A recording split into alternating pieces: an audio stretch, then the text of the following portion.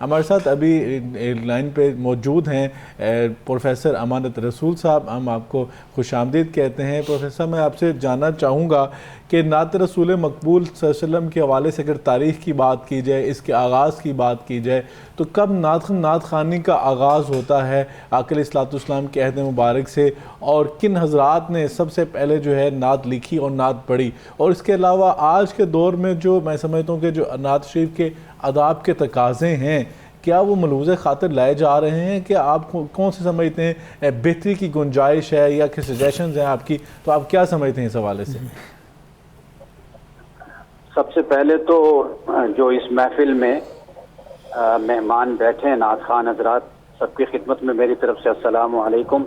वालेकुम अस्सलाम रहमतुल्लाह। और ख़ास तौर पर आप उसामा बुखारी साहब के लिए भी ढेर सारी दुआएं हैं। बहुत शुक्रिया। और हमेशा बहुत अच्छा प्रोग्राम करते हैं। और बस ये है कि कभी किसी मकाम, वो कहते हैं अपने अपने मकाम पे कभी तुम नहीं कभी हम नहीं, अल्लाह, तो ज़रा शिरकत जो उनसे है ज़रा कम हो जाती है आपके प्रोग्राम में। तो आप जब तशरीफ़ ले आते हैं यकीनन चार चांद लग जाते हैं और लोग आपको सुनना और देखना पसंद करते हैं। जी, आपकी मोहब्बत है। आपका जो सवाल है इसके दो हिस्से हम कर लेते हैं। जी बिस्मिल्लाह। एक तो ये है कि रसूलुल्लाह सल्लल्लाहु अलैहि वसल्लम के ज़माने में, आपके अहद रिसालत में, आप अलैहिस्सलातु वस्सलाम की तारीफ़ और तौसीफ़। सबसे पहले तो ये बात याद रखिए कि सूरतुल अहज़ाब में अल्लाह सुब्हानहु व तआला ने वो जो फरमाया कि या अय्युहल्लज़ीना आमनू सल्लु अलैहि वसल्लिमू तस्लीमा, या इन्नल्लाह व मलाइकतहु युसल्लूना अलन नबी, या अय्युहल्लज़ीना आमनू सल्लु अलैहि वसल्लिमू तस्लीमा। ये दर हकीकत उस माहौल में और उन हालात में ये फरमाया गया था कि जब मुनाफिकीन, यहूद, ये सब रसूलुल्लाह सल्लल्लाहु अलैहि वसल्लम के ज़म में, आपके ये मुज़म्मम नऊज़ुबिल्लाह, आपको मक्का के लोगों ने भी नऊज़ुबिल्लाह इस तरह कहा। और फिर ये कि मदीना में आप अलैहिस्सलातु वस्सलाम की शान में गुस्ताखी भी की जाती थी, और वहाँ के मुनाफिकीन और यहूद हर वक्त साजिश में लगे रहते थे।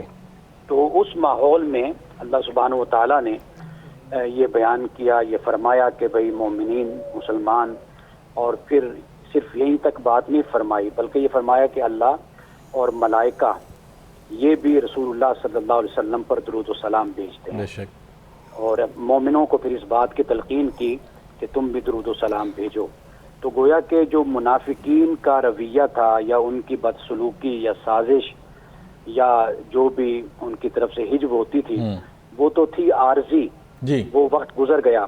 लेकिन आप अलैहिस्सलाम का जो जिक्र है और आपकी जो नात है, वो ऐसी जारी और शुरू फरमाई अल्लाह ताला ने कि वो क़यामत तक अब जारी और सारी रहेगी। बिल्कुल ऐसे है। सुभान अल्लाह, सुभान अल्लाह। मुख्तलिफ ज़ुबानों में जारी रहेगी। और यानी ये कुरान पाक की जो आयत है, ये इसी बात पर दलील है कि अल्लाह, मलाइका और मोमिनीन सब रसूलुल्लाह सल्लल्लाहु अलैहि वसल्लम की शान और आपकी अजमत को बयान करते हैं। अब आप देख लीजिए कि अल्लाह सुब्हानहु व तआला ने जैसे कुरान पाक में फरमाया कि वरफ़अना लका ज़िक्रक, सुभान अल्लाह। अब ये रफ़अना फरमाया कि हमने बुलंद कर दिया, यानी करते हैं या करेंगे नहीं, बल्कि हो गया, बस हो गया। तो ये हो गया काम।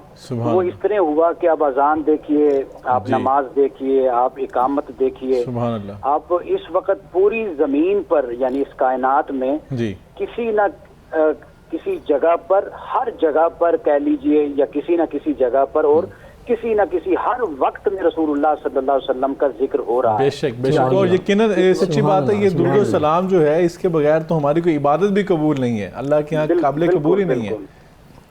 अब आप ये देखिए ना कि इस वक्त हम पाकिस्तान में यहाँ बैठे हैं, ये दोपहर का वक्त है, लेकिन किसी मुल्क में सुबह की नमाज हो रही होगी, कहीं ईशा की नमाज हो रही है, कहीं मुसलमान बैठा कुरान की तिलावत कर रहा है, कोई बैठा रसूलुल्लाह सल्लल्लाहु अलैहि वसल्लम पे दुरूद पाक पढ़ रहा है। गोया कि 24 घंटे ही ऐसे गुजरते हैं कि रसूलुल्लाह सल्लल्लाहु अलैहि वसल्लम की शान और अजमत को बयान किया जाता है। सुभान अल्लाह। बाकी जहाँ तक बात है कि सहाबा किराम रिदवानुल्लाह तआला अलैहिम अजमईन और क़यामत तक आप अलैहिस्सलाम की जो तारीफ और तौसीफ है, वो दो सूरतें हैं जी। एक तो नसर में है और एक नज़म में है। जी बिल्कुल।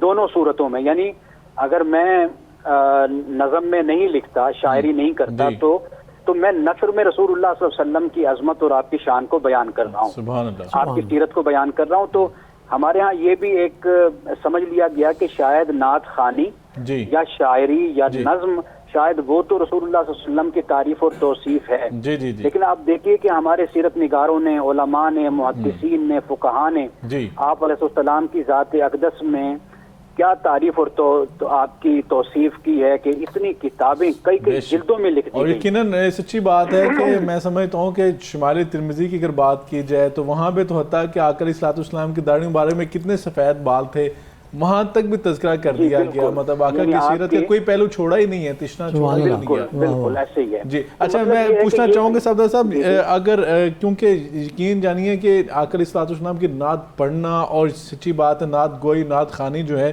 اس کے لیے شرعی اور میں سمجھتا ہوں کہ شعری شعور دونوں بڑا ضروری ہیں، لیکن آج جب بدقسمتی کے ساتھ ہم دیکھتے ہیں کہ بہت سارے اعمال میں جہاں پہ ہم دیکھتے ہیں ہماری کمزوریاں ہیں، تو نعت شریف کے حوالے سے بھی بعض اوقات سچی بات ہے ادب سے ہٹ کے کچھ چیزیں جو ہیں ہم دیکھتے ہیں، تو کیا کہیں گے کہ آج کون سی چیزیں ہیں جن کے اندر ہمیں بہتری لانے کی ضرورت ہے؟ آپ کیا سجیشن دینا چاہیں گے؟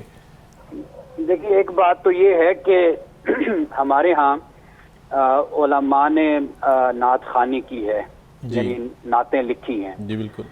میں تو ذاتی طور پہ یہ سمجھتا ہوں جیسے مولانا احمد رضا خان بریلوی رحمۃ اللہ تعالی علیہ ہیں، مولانا قاسم نانوتوی صاحب ہیں یعنی دیوبند مسلک کے، اور اس کے علاوہ اگر اہل حدیث مسلک میں آپ دیکھیں تو ان کے علماء نے بھی نعتیں لکھی ہیں. تو علماء کی جو نعتیں ہیں ان کو رواج دینے کی ضرورت ہے. ہمارے ہاں کیونکہ اس لیے کہ وہ حدیث کو بھی جانتے ہیں، وہ قرآن کو بھی جانتے ہیں، وہ فقہ کو بھی جانتے ہیں، ان کے پاس سارا علمی ذخیرہ ہوتا ہے. آپ کی جو تعریف اور توصیف ہے یہ ایسے ہی ہے کہ جیسے پل صراط پہ چلنے والی بات ہے. بالکل ایسا صحیح فرمایا آپ نے. ہاں یہ بہت یعنی بہت آپ یوں سمجھ لیجئے کہ یہ ایمان کے لیے جہاں پر اضافے کا باعث ہے وہاں پر ایمان سے محرومی کا باعث بھی بن سکتا ہے. بلکہ اگر کہا جائے تلوار کی تیز دھار ہے، یعنی کہ دونوں طرف اس کی طرف. اب پل صراط میں نے اس لیے کہا نا کہ وہ کہتے ہیں کہ وہ تلوار سے زیادہ باریک اور تیز ہے. صحیح فرمایا آپ نے. تو یہ وہی معاملہ ہو جاتا ہے. اس لیے میں تو مجھ سے جب بھی کوئی سوال کرتا ہے پوچھتا ہے میں کہتا ہوں جی آپ علماء کی نعتیں پڑھیں.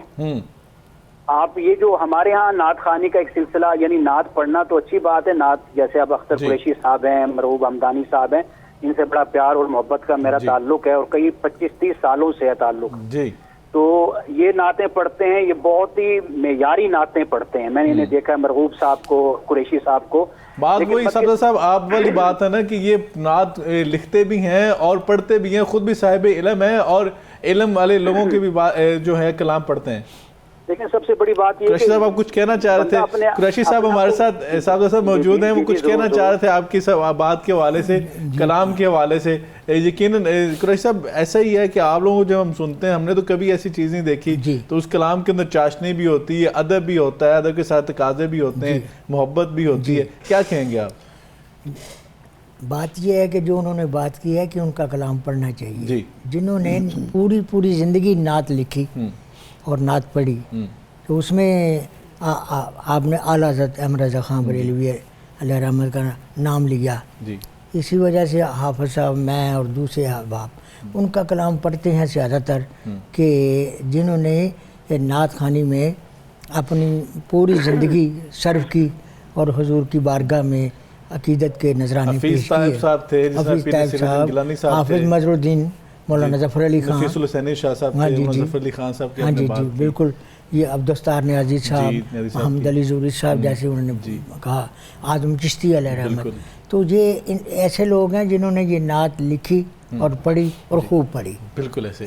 بڑی خوبصورت آپ نے بات کی. یقیناً جب صاحب علم لوگوں نے، سچی بات ہے کہ جب علم کے ساتھ جو میں پہلی بات یہ بھی کی کہ اس کے لیے آپ کو شعور جو ہے وہ چاہیے، شرعی طور پہ بھی اور شعری طور پہ بھی. دونوں جو شعور آپ کے پاس جب ہوں گے، تقاضے دونوں کو پورا کریں گے، تو انشاءاللہ خوبصورت نعت جو ہے ادب کے تقاضے کے مطابق لکھی بھی جائے گی، پڑھی بھی جائے گی. میں بہت شکر گزار ہوں صاحبزادہ صاحب آپ کا، آپ نے بڑی علمی طور پر ہماری رہنمائی فرمائی.